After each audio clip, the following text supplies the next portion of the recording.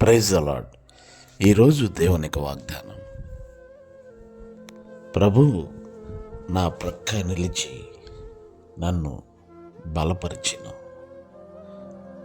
అపోస్తలుడైన పౌలు గారు తిమోతి గారికి రాసిన 2వ పత్రిక 4వ అధ్యాయం 17వ వచనం. ప్రియులరా, ప్రభు అయిన యేసుక్రీస్తు మన ప్రక్కన నిలిచి మనలను బలపరచువారై ఉన్నారు.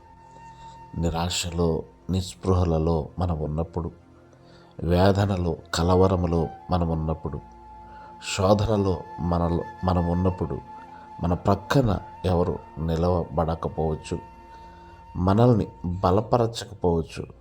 కానీ ప్రభు అయిన యేసుక్రీస్తు మనకు తోడుగాను, అండగాను, శైలముగాను, దుర్గముగాను ఉండి ఆయన మన ప్రక్కన ఉండి ఆయన మనల్ని బలపరచువారై ఉన్నారు.